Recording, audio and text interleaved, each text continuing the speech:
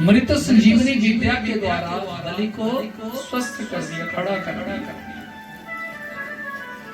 और जैसे ही वो खड़े हो गए तो बलि ने अपने गुरुजी से कहा, गुरुदेव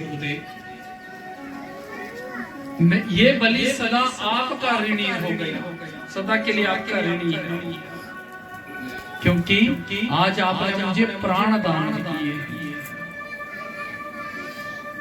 आज आपने मुझे प्राणों का दान किया है।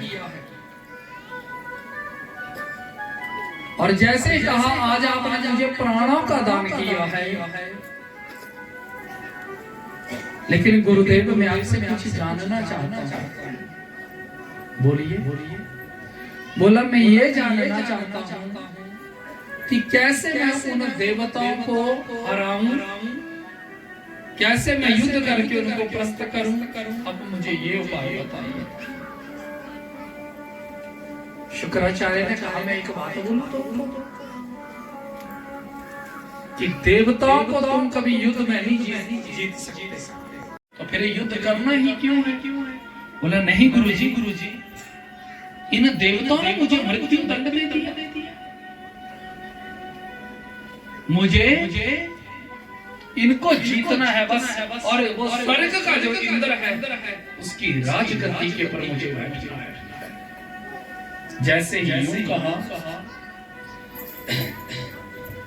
मुझे उस गद्दी के ऊपर बैठना है, मुझे वो राजगद्दी चाहिए। तो जैसे ही राजगद्दी की बात की तो शुक्राचार्य ने कहा सुनो पुत्र, देवताओं को एक ही चीज है जो बस में कर सकती है। कौन सी चीज? वो है दान। दान से देवता जो वो वशीभूत होते हैं।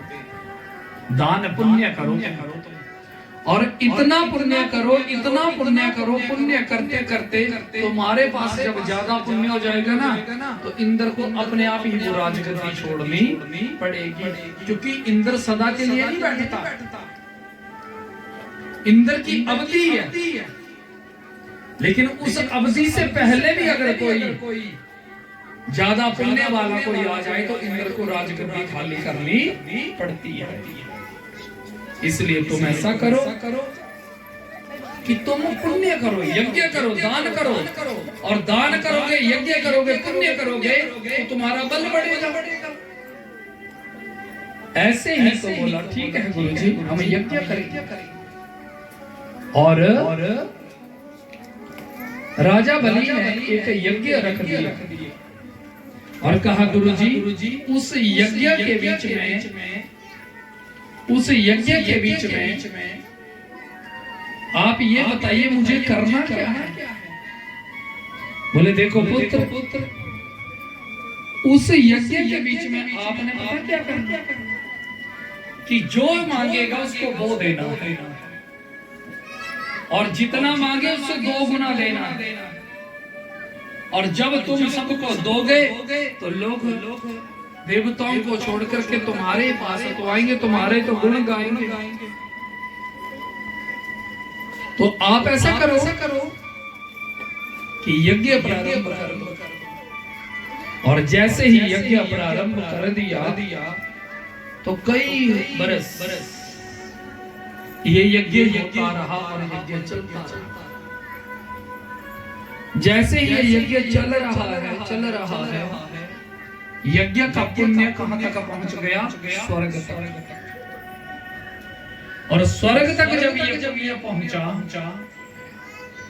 तो इंद्र की हड़बड़ाहट बढ़ गई, और उस हड़बड़ाहट ने देवताओं से विचार किया इंद्र ने कि अरे बलि हमसे बलिष्ठ हो गया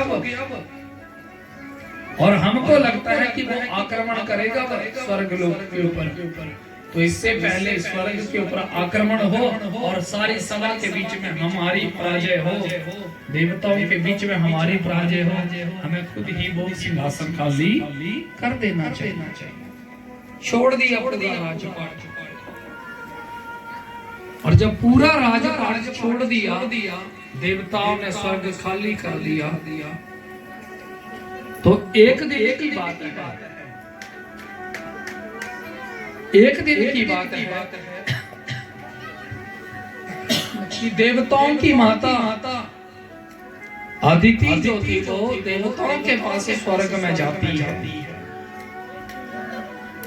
लेकिन जैसे ही वहां पर गई तो वहां पर क्या देखा?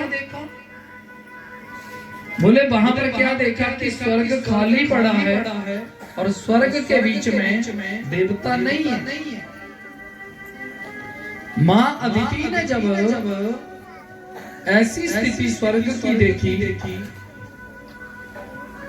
तो स्वर्ग की जब वो स्थिति देखी तो स्वर्ग में देवता जब नहीं है तो बड़ी दुखी हुई और समझ गई कि वो बलि के भय से छुपे हुए हैं मेरे पुत्र। तो आज अदिति अपने पति के पास चली गई, कश्यप जी के पास। और जैसे ही कश्यप जी के पास गई तो कश्यप जी के पास गई तो वहां पर दुखड़ा सुनाया कि महाराज मैं बड़ी भारी दुखी हूं। क्यों? क्योंकि उस बलि के भय के कारण, उस बलि के भय